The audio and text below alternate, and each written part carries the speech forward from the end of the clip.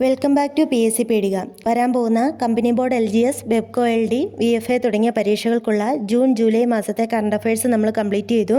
Link ഞാൻ description ബോക്സിൽ നൽകാം. കറണ്ട് അഫയേഴ്സ് സീരീസിൽ ഓഗസ്റ്റ് മാസത്തെ രണ്ടാമത്തെ ക്ലാസ്സാണിത്. ഈ ക്ലാസ്സിലെ ആദ്യത്തെ പോയിന്റ്, മഴയ്ക്ക് ശേഷമുള്ള മണ്ണിൻ്റെ ഗന്ധം സസ്യങ്ങളിൽ നിന്ന് ഉൽപ്പാദിപ്പിച്ചുണ്ടാക്കുന്ന അത്തർ ഏതാണെന്നുള്ളതാണ്. മഴയ്ക്ക് ശേഷമുള്ള മണ്ണിൻ്റെ ഗന്ധം സസ്യങ്ങളിൽ നിന്ന് ഉൽപ്പാദിപ്പിച്ചുണ്ടാക്കുന്ന അത്തറാണ് ട്രോപ്പിക്കൽ സോയിൽ സെൻറ്റ്.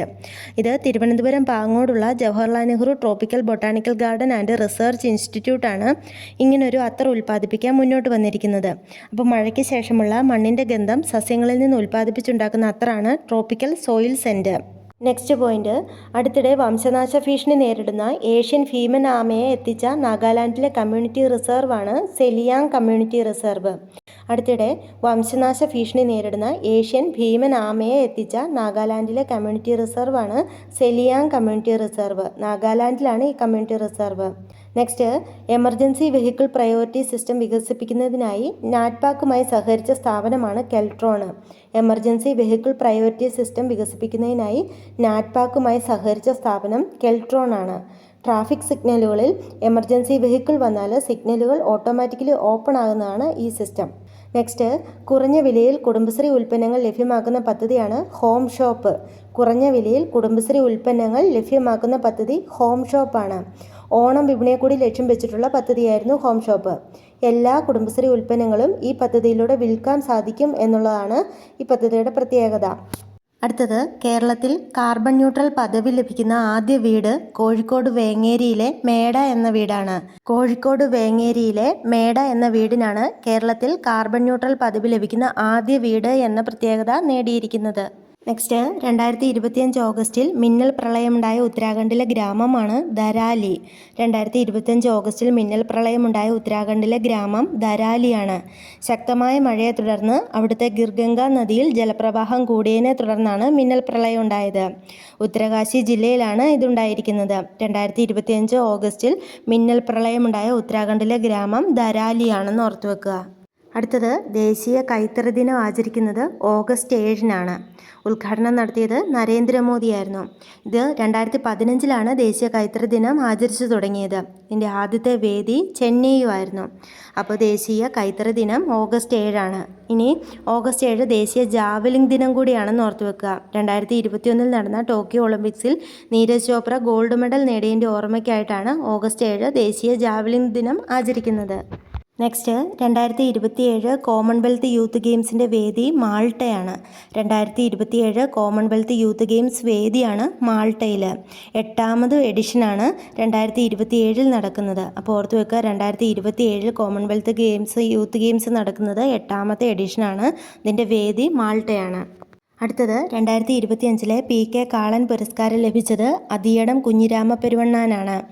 ഈ പുരസ്കാരം നൽകുന്നത് സംസ്ഥാന സാംസ്കാരിക വകുപ്പാണ്. സമ്മാനത്തുക 1,00,000 രൂപയാണ്. അപ്പോൾ 2025 PK കാളൻ പുരസ്കാരം ലഭിച്ചത് അതിയടം കുഞ്ഞിരാമ പെരുവണ്ണാനാണ്. ഇദ്ദേഹം ഒരു തെയ്യം കലാകാരനാണെന്ന് കൂടി ഓർത്തു വെക്കുക. നെക്സ്റ്റ്, ഇന്ത്യൻ സ്റ്റാർട്ടപ്പായ ധ്രുവ സ്പേസ് വിക്ഷേപിക്കാൻ ഒരുങ്ങുന്ന ഉപഗ്രഹമാണ് ലീപ്പ് 1. ഇന്ത്യൻ സ്റ്റാർട്ടപ്പായ ധ്രുവ സ്പേസ് വിക്ഷേപിക്കാൻ ഒരുങ്ങുന്ന ഉപഗ്രഹം ലീപ്പ് 1 ആണ്. സ്പേസ് എക്സിൻ്റെ ഫാൽക്കൺ 9 എന്ന റോക്കറ്റിലൂടെയാണ് ഈ ഒരു വിക്ഷേപണം നടത്തുന്നത്. ഇന്ത്യയും അമേരിക്കയും ഓസ്ട്രേലിയയും സഹകരിക്കുന്ന ഒരു ഉപഗ്രഹമാണിത്. അപ്പോൾ ഇന്ത്യൻ സ്റ്റാർട്ടപ്പായ ധ്രുവ സ്പേസ് വിക്ഷേപിക്കാൻ ഒരുങ്ങുന്ന ഉപഗ്രഹമാണ് ലീപ്പ് 1. അടുത്തത്, കേരളത്തിൽ ആദ്യമായി പുറത്തിറങ്ങുന്ന കുമ്മറ മലയാളം നിഘണ്ടുവിൻ്റെ പേര് സൊമ്മെന്നാണ്. കേരളത്തിൽ ആദ്യമായി പുറത്തിറങ്ങുന്ന കുമ്മറ മലയാളം നിഘണ്ടുവിൻ്റെ പേരാണ് സൊമ്മ്. കുമ്മറ എന്ന് പറയുന്നത് ഒരു ലാംഗ്വേജ് ആണ്. ഇതിന് ലിപി ഇല്ല എന്നുകൂടി ഓർത്തു വെക്കുക. ഇത് തയ്യാറാക്കിയിരിക്കുന്നത് ബാബു കക്കോടി എന്ന് പറയുന്ന വ്യക്തിയാണ്. സൊമ്മ് എന്ന പദത്തിനർത്ഥം നിധി എന്നാണ്. കുമ്മറ ഭാഷയിലുള്ള പദമാണ് സൊമ്മ്. അപ്പോൾ കേരളത്തിൽ ആദ്യമായി പുറത്തിറങ്ങുന്ന കുമ്മറ മലയാളം നിഘണ്ടുവിൻ്റെ പേരാണ് സൊമ്മ്. ഇതിനർത്ഥം നിധി എന്നാണ്. നെക്സ്റ്റ്, പ്രഥമ ബിംസ്റ്റെക് ട്രഡീഷണൽ മ്യൂസിക് ഫെസ്റ്റിവലിൻ്റെ വേദി ന്യൂഡൽഹിയാണ്. പ്രഥമ ബിംസ്റ്റെക് ട്രഡീഷണൽ മ്യൂസിക് ഫെസ്റ്റിവലിൻ്റെ വേദി ന്യൂഡൽഹി. പരമ്പരാഗത സംഗീതങ്ങൾ പ്രോത്സാഹിപ്പിക്കുന്നതിനാണ് ഈ ഫെസ്റ്റിവൽ നടപ്പിലാക്കുന്നത്. 2025 ഇത് ആദ്യമായി നടക്കുന്നത്. വേദി ന്യൂഡൽഹിയാണ്. അടുത്തത്, ഏറ്റവും കൂടുതൽ കാലം കേന്ദ്ര ആഭ്യന്തരമന്ത്രി പദത്തിലിരുന്ന വ്യക്തി അമിത്ഷായാണ്. ഏറ്റവും കൂടുതൽ കാലം കേന്ദ്ര ആഭ്യന്തരമന്ത്രി പദത്തിലിരുന്ന വ്യക്തി അമിത്ഷായാണ്. നിലവിലെ കേന്ദ്ര ആഭ്യന്തരമന്ത്രിയാണ് അമിത്ഷാ. ആഭ്യന്തരം മാത്രമല്ല, സഹകരണ വകുപ്പും കൈകാര്യം ചെയ്യുന്നു. LK അദ്വാനിയുടെ റെക്കോർഡാണ് ഇദ്ദേഹം മറികടന്നിരിക്കുന്നത്. അപ്പോൾ ഏറ്റവും കൂടുതൽ കാലം കേന്ദ്ര ആഭ്യന്തരമന്ത്രി പദത്തിലിരുന്ന വ്യക്തി അമിത്ഷായാണ്. അടുത്തത്, സ്വന്തമായി ഗ്രീൻ ഹൈഡ്രജൻ സ്റ്റേഷനുള്ള ലോകത്തെ ആദ്യ വിമാനത്താവളം സിയാലാണ്. സ്വന്തമായി ഗ്രീൻ ഹൈഡ്രജൻ സ്റ്റേഷനുള്ള ലോകത്തെ ആദ്യ വിമാനത്താവളമാണ് സിയാൽ. അതുപോലെ തന്നെ ദക്ഷിണേന്ത്യയിലെ ആദ്യത്തെ ഗ്രീൻ ഹൈഡ്രജൻ സ്റ്റേഷനും സിയാലാണ്. നെക്സ്റ്റ്, P4 സീറോ പോവർട്ടി എന്ന പദ്ധതി ആരംഭിക്കുന്ന സ്റ്റേറ്റ് ആന്ധ്രാപ്രദേശാണ്. P4 സീറോ പോവർട്ടി എന്ന പദ്ധതി ആരംഭിക്കുന്ന സ്റ്റേറ്റാണ് ആന്ധ്രാപ്രദേശ്. ദാരിദ്ര്യ നിർമ്മാർജ്ജന ലക്ഷ്യം വെച്ചുകൊണ്ടുള്ള പദ്ധതിയാണിത്. 2029 ദാരിദ്ര്യ നിർമ്മാർജ്ജനം സാധ്യമാക്കണം എന്ന ലക്ഷ്യത്തോടെയുള്ള പദ്ധതിയാണിത്. P4 സീറോ പോവർട്ടി എന്ന പദ്ധതി ആരംഭിക്കുന്ന സംസ്ഥാനം ആന്ധ്രാപ്രദേശാണ്. അടുത്തത്, ഡോക്ടർ MS സ്വാമിനാഥൻ്റെ ജന്മശതാബ്ദി കോൺഫറൻസിൻ്റെ വേദി ന്യൂഡൽഹിയിലാണ്.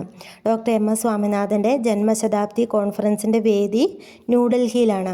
1925 ഓഗസ്റ്റ് 7-നാണ് ഡോക്ടർ MS സ്വാമിനാഥൻ ജനിച്ചത്. അപ്പം 2025 100-ാം ജന്മവാർഷികമാണ്.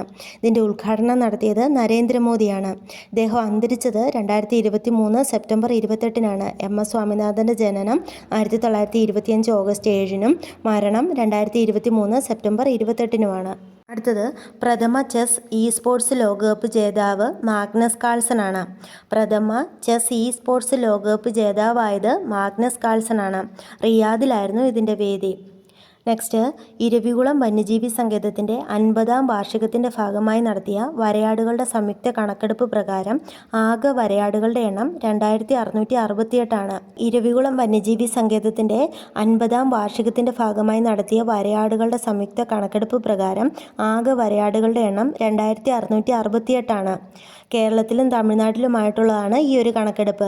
കേരളത്തിൽ 1365 വരയാടുകളാണ്, തമിഴ്നാട്ടിൽ 1303 വരയാടുകളും ഈ കണക്കെടുപ്പിൽ ഉൾപ്പെട്ടിട്ടുള്ളത്.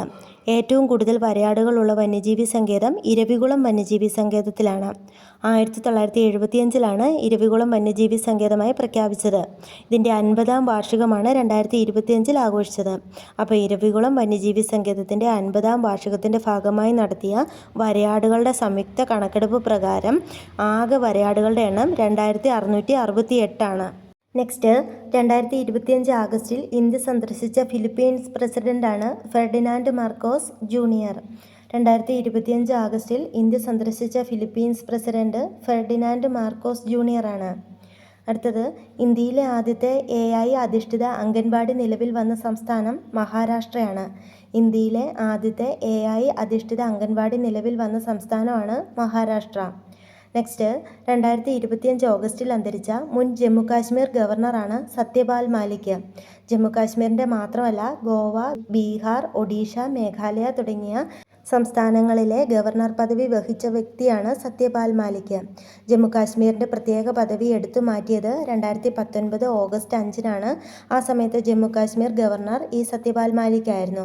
അദ്ദേഹം അന്തരിച്ചത് 2025 ഓഗസ്റ്റ് 5-നാണ്. കൃത്യം ഈ പദവി എടുത്തു മാറ്റി 6-ാം വാർഷികം ആചരിക്കുന്ന വേളയിലാണ് അദ്ദേഹം അന്തരിച്ചത്. അപ്പോൾ 2025 ഓഗസ്റ്റിൽ അന്തരിച്ച മുൻ ജമ്മു കാശ്മീർ ഗവർണറാണ് സത്യപാൽ മാലിക്. അടുത്തത്, 2025 വർണ്ണപ്പകിട്ട് ട്രാൻസ്ജെൻഡർ കലോത്സവത്തിൻ്റെ വേദി കോഴിക്കോടാണ്. 2025 വർണ്ണപ്പകിട്ട് ട്രാൻസ്ജെൻഡർ കലോത്സവത്തിൻ്റെ വേദി കോഴിക്കോട്. വർണ്ണപ്പകിട്ട് എന്നത് ട്രാൻസ്ജെൻഡേഴ്സിൻ്റെ കലോത്സവത്തിന് നൽകിയിരിക്കുന്ന പേരാണെന്ന് ഓർക്കുക. സാമൂഹ്യ നീതി വകുപ്പാണ് ഈ കലോത്സവം നടത്തുന്നത്. 2025 വേദി കോഴിക്കോട്. നെക്സ്റ്റ്, കർത്തവ്യഭവൻ ഉദ്ഘാടനം ചെയ്യപ്പെട്ടത് 2025 ഓഗസ്റ്റ് 6-നാണ്. ഉദ്ഘാടനം ചെയ്തത് പ്രധാനമന്ത്രി നരേന്ദ്രമോദിയാണ്. നമ്മുടെ എല്ലാ മന്ത്രാലയങ്ങളെയും ഒരു കുടക്കീഴിൽ കൊണ്ടുവരിക എന്ന ലക്ഷ്യത്തോടെയാണ് സെൻട്രൽ വിസ്ത പദ്ധതിയുടെ ഭാഗമായി ഈ സമുച്ചയം നവീകരിച്ചിരിക്കുന്നത്. കർത്തവ്യഭവൻ 3 ആണ് ഉദ്ഘാടനം കഴിഞ്ഞിരിക്കുന്നത്. 2025 ഓഗസ്റ്റ് 6-നാണ് ഉദ്ഘാടനം ചെയ്യപ്പെട്ടത്.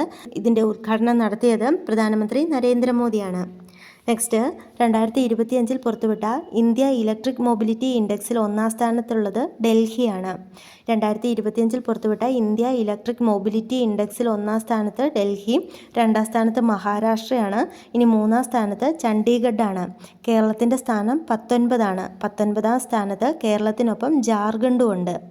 ഈ ഒരു റിപ്പോർട്ട് പ്രസിദ്ധീകരിച്ചിരിക്കുന്നത് നീതി ആയോഗാണ്. 2024 വർഷത്തെ അടിസ്ഥാനമാക്കിയ റിപ്പോർട്ടാണിത്. അപ്പോൾ 2024 വർഷത്തെ അടിസ്ഥാനമാക്കിയ റിപ്പോർട്ട് 2025 പ്രഖ്യാപിച്ചിരിക്കുകയാണ്. 1-ാം സ്ഥാനത്ത് ഡൽഹി, 2-ാം സ്ഥാനത്ത് മഹാരാഷ്ട്ര, 3-ാം സ്ഥാനത്ത് ചണ്ഡീഗഡ്, 19-ാം സ്ഥാനത്ത് കേരളവും ജാർഖണ്ഡും ഉണ്ട്. ഇനി 2025 ഇത് പുറത്തുവിട്ടതെന്ന് പറഞ്ഞു. 1-ാം സ്ഥാനത്ത് ഡൽഹിയാണ്. ഇനി ഈ റിപ്പോർട്ടിൽ സംസ്ഥാനങ്ങളെയും കേന്ദ്രഭരണ പ്രദേശങ്ങളെയും ഉൾപ്പെടുത്തിയിട്ടുണ്ടെന്ന് കൂടി ഓർത്തു വെക്കുക. അടുത്തത്, വിൻഫാസ്റ്റിൻ്റെ ഇന്ത്യയിലെ ആദ്യ ഇലക്ട്രിക് വാഹന നിർമ്മാണ പ്ലാന്റ് സ്ഥാപിതമായത് തൂത്തുക്കുടിയിലാണ്. വിൻഫാസ്റ്റിൻ്റെ ഇന്ത്യയിലെ ആദ്യ ഇലക്ട്രിക് വാഹന നിർമ്മാണ പ്ലാന്റ് സ്ഥാപിതമായത് തൂത്തുക്കുടിയിൽ. തമിഴ്നാട് മുഖ്യമന്ത്രിയായ MK സ്റ്റാലിനാണ് ഈ പ്ലാന്റ് ഉദ്ഘാടനം ചെയ്തത്. വിൻഫാസ്റ്റ് എന്നത് വിയറ്റ്നാമീസ് കമ്പനിയാണെന്ന് കൂടി ഓർത്തു വെക്കുക. അപ്പോൾ വിൻഫാസ്റ്റിൻ്റെ ഇന്ത്യയിലെ ആദ്യ ഇലക്ട്രിക് വാഹന നിർമ്മാണ പ്ലാന്റ് സ്ഥാപിതമായത് തൂത്തുക്കുടിയിലാണ്. ഇന്ത്യയിലെ തന്നെ ആദ്യമാണിത്. തമിഴ്നാട് മുഖ്യമന്ത്രിയായ MK സ്റ്റാലിനാണ് ഈ പ്ലാന്റ് ഉദ്ഘാടനം ചെയ്തത്. വിൻഫാസ്റ്റ് എന്നത് വിയറ്റ്നാമീസ് കമ്പനിയാണെന്ന് ഓർക്കുക. Next, central marine fisheries reserve institute report പ്രകാരം 2024 ഇന്ത്യയിൽ ഏറ്റവും കൂടുതൽ സമുദ്ര മത്സ്യലഭ്യതയുള്ള സംസ്ഥാനം ഗുജറാത്താണ്. Central marine fisheries reserve institute report പ്രകാരം 2024 ഇന്ത്യയിൽ ഏറ്റവും കൂടുതൽ സമുദ്ര മത്സ്യലഭ്യതയുള്ള സംസ്ഥാനം ഗുജറാത്താണ്. 2-ാം സ്ഥാനത്ത് തമിഴ്നാടാണ്. 3-ാം സ്ഥാനത്ത് കേരളമാണ്. 2023 റിപ്പോർട്ട് വെച്ച് നോക്കിയാൽ കേരളത്തിൽ മത്സ്യലഭ്യത ഈ വർഷം കുറവാണ്. ഗുജറാത്തിൽ 7.54 ലക്ഷം ടണ്ണാണ് ഈ ഒരു വർഷം ഉണ്ടായ മത്സ്യലഭ്യത. തമിഴ്നാട്ടിൽ 6.79 ലക്ഷം ടണ്ണ്. കേരളത്തിൽ 6.1 ലക്ഷം ടണ്ണാണ്. 2024 ഈ കണക്ക് പുറത്തിറക്കിയത്. 2025 സെൻട്രൽ മറൈൻ ഫിഷറീസ് റിസർച്ച് ഇൻസ്റ്റിറ്റ്യൂട്ടാണ് ഇത് പുറത്തിറക്കിയിരിക്കുന്നത്. ഈ റിപ്പോർട്ട് പ്രകാരം ഇന്ത്യയിൽ ഏറ്റവും കൂടുതൽ ലഭിച്ച മത്സ്യം അയലയും കേരളത്തിൽ ഏറ്റവും കൂടുതൽ ലഭിച്ച മത്സ്യം മത്തിയുമാണ്. അടുത്തത്, 2025 ഓഗസ്റ്റിൽ US ഇന്ത്യൻ ഉൽപ്പന്നങ്ങൾക്ക് മേൽ ചുമത്തിയ പുതുക്കിയ ഇറക്കുമതി ചുങ്കം 50%. 2025 ഓഗസ്റ്റിൽ US ഇന്ത്യൻ ഉൽപ്പന്നങ്ങൾക്ക് മേൽ ചുമത്തിയ പുതുക്കിയ ഇറക്കുമതി ചുങ്കം 50%. ആദ്യം 25% ഇറക്കുമതി ചുങ്കം എന്നുള്ളതായിരുന്നു. ഇപ്പോൾ അത് പുതുക്കിയിരിക്കുകയാണ്, 50% ആക്കിയിരിക്കുന്നു. ഇന്ത്യയിലെ പോലെ തന്നെ ബ്രസീലിനും 50%ആണ് US ചുമത്തിയിരിക്കുന്നത്. ഏറ്റവും ഉയർന്ന റേറ്റാണിത്. ഇന്ത്യക്കും ബ്രസീലിനും ഉള്ളത് ഏറ്റവും ഉയർന്ന റേറ്റാണ്. ഏറ്റവും കൂടുതൽ ഇറക്കുമതി ചുങ്കം ചുമത്തിയിട്ടുള്ള ഏഷ്യൻ രാജ്യമെന്ന് PSC ചോദിച്ചാൽ അത് ഇന്ത്യ തന്നെയാണ്. നെക്സ്റ്റ്, അടുത്തിടെ അസം അഗ്രികൾച്ചറൽ യൂണിവേഴ്സിറ്റി വികസിപ്പിച്ചെടുത്ത പർപ്പിൾ നിറത്തിലുള്ള അരീനമാണ് ലെബനി. അടുത്തിടെ അസം അഗ്രികൾച്ചറൽ യൂണിവേഴ്സിറ്റി വികസിപ്പിച്ചെടുത്ത പർപ്പിൾ നിറത്തിലുള്ള അരീനത്തിൻ്റെ പേര് ലെബനി എന്നാണ്. അസം അഗ്രികൾച്ചറൽ യൂണിവേഴ്സിറ്റിയാണ് ഉയർന്ന വിളവ് ലഭിക്കുന്ന അരീനം കൂടിയാണെന്ന് ഓർത്തു വെക്കുക. അപ്പോൾ കറണ്ട് അഫയേഴ്സ് സീരീസിൽ ഓഗസ്റ്റ് മാസത്തെ പ്രധാനപ്പെട്ട കറണ്ട് അഫയേഴ്സിൽ 2ാമത്തെ ക്ലാസ്സാണ് നമ്മളിന്ന് നോക്കിയത്. എല്ലാവരും നന്നായിട്ട് പഠിക്കുക. ജൂൺ ജൂലൈ മാസത്തെ പ്രധാനപ്പെട്ട കറണ്ട് അഫയേഴ്സുകളെല്ലാം നമ്മൾ നോക്കി തീർന്നതാണ്. ലിങ്ക് ഞാൻ ഡിസ്ക്രിപ്ഷൻ ബോക്സിൽ നൽകാം.